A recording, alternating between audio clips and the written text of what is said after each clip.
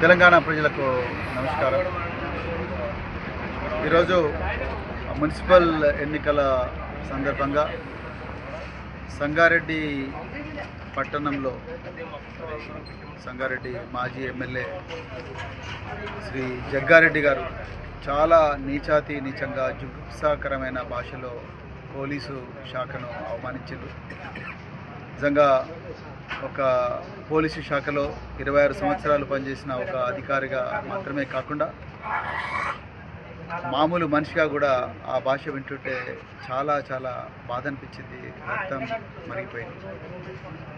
నిజంగా జగ్గారెడ్డి గారు మీరు చాలా సీనియర్ రాజకీయ నాయకులు, ఎన్నో సంవత్సరాల నుంచి రాజకీయాల్లో ఉన్నారు. సంగారెడ్డికి ఎమ్మెల్యేగా పనిచేసింది. ఇప్పటికి కూడా కాంగ్రెస్ పార్టీలో యాక్టివ్గానే ఉంటున్నారు. మీ క్యాండిడేట్ను ముట్టుకుంటేనే మీరు సిఐని గాండుగాడు అంటున్నారు, నానా దుర్భాషలు ఆడుతున్నారు. ఇంకా హోంగార్డులను అయితే మీరు చాలా నీచంగా తిరుగుతూ ఉన్నారు. మీ అమ్మకు పుట్టినరా, నాయనకు పుట్టినరా, కొడుకులారా మీ సంగతి చూస్తా అని అంటున్నారు. అంటే యూనిఫామ్కి ఇచ్చే మర్యాద ఇదేనా?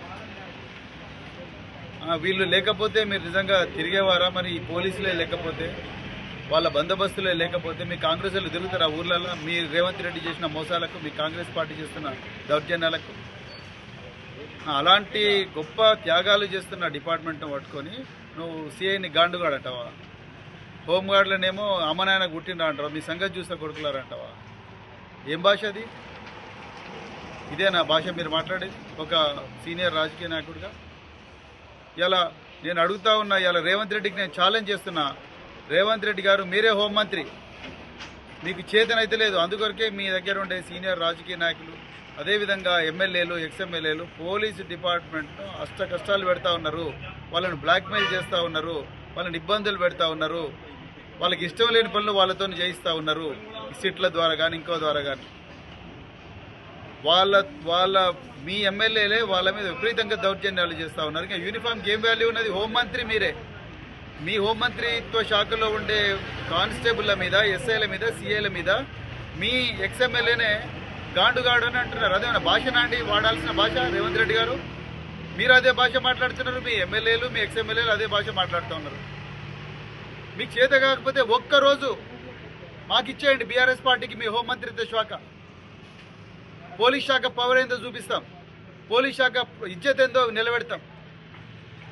ఇంత ఘోరంగా మాట్లాడతారు ఎవరన్నా ఒక డ్యూటీలో ఉండే అధికారులను? నేను ఇప్పటికి కూడా డీజీపీ గారిని రిక్వెస్ట్ చేస్తున్నా, హోంమంత్రికి ఎట్లాగూ చేత కాదు, డీజీపీ గారిని రిక్వెస్ట్ చేస్తున్నా, అర్జెంటుగా 353 ఐపీసీ కింద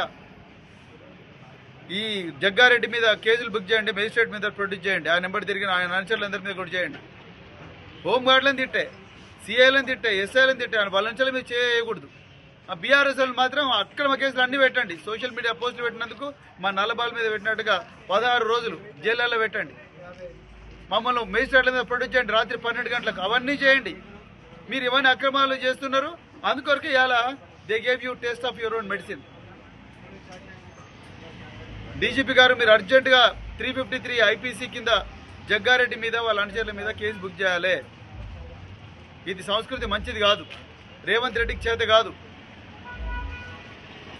నేను మళ్ళీ చెప్తున్నా, ఐపీఎస్ అసోసియేషన్ మీరు ఓన్లీ ఐపీఎస్ ఆఫీసర్ల మీద ఏమన్నా, ఐఏఎస్ ఆఫీసర్ల మీద ఏమన్నా ఎవరైనా మాట్లాడితే మీరు పెద్ద ఎత్తున స్టేట్మెంట్లు ఇస్తున్నారు. మరి సిఐలు, ఎస్ఐల మీద ఇయ్యారా మీరు? సిఐలు, ఎస్ఐలను గాండుగాళ్ళు అంటుంటూ రకరకాల దుర్భాషలు ఆడుతుంటే, కొడుకులారా మీ సంగతి చూస్తామంటుంటే, అన్యం పునవర్గని హోంగార్డులు, వాళ్ళ డ్యూటీలు చేస్తున్న హోంగార్డులు వాళ్ళు ఈరోజు వాళ్ళ డ్యూటీ చేస్తుంటే మీరు అమ్మాయిలు కుట్టినరా, కొడుకులారా మీ సంగతి చూస్తాని ఒక ఎమ్మెల్యే, ఎక్స్ఎమ్మెల్యే మాట్లాడుతూ ఉంటే మీ ఐపీఎస్ ఆఫీసర్ ఎక్కడ పోయింది? ఎందుకు ఖండిస్తలేరు మీరు? పోలీస్ అసోసియేషన్ ఎందుకు ఖండిస్తలేదు? ఐఏఎస్ అసోసియేషన్ ఎందుకు ఖండిస్తలేదు? అంటే మీరు ఓన్లీ ఐఏఎస్, ఐపీఎస్లను మాత్రమే చూసుకుంటారా? మీరు మంచిగుంటే చాలా, మీ ఇజ్జత్ మంచిగుంటే చాలు, మిగతా వాళ్ళ పోలీసు వాళ్ళది, చిన్నోళ్ళది ఇజ్జత్ ఎంత ఖరాబ్ అయినా పర్వాలేదా? అర్జెంటుగా ఐపీఎస్ అసోసియేషన్ కూడా దీన్ని ఖండించాలి, ఐఏఎస్ అసోసియేషన్ కూడా ఖండించాలి. అర్జెంటుగా జగ్గారెడ్డి గారి మీద వెంటనే కేసు బుక్ చేయాలి. అదేవిధంగా ఆయన మేజిస్ట్రేట్ మీద ప్రొడ్యూస్ చేసి రిమాండ్ చేయాలి. అవసరం అనుకుంటే ఆయన పీడీ యాక్ట్ కింద జైల్లో పెట్టండి.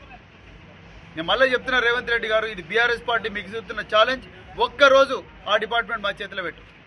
ప్రజల జీవితాలు ఎట్లా కాపాడాలనో, డిపార్ట్మెంట్ ఇజ్జత్ ఎట్లా నిలపాలనో మేము ఒక్క రోజులో చేసి చూపిస్తాం. జై తెలంగాణ, జై కేసీఆర్.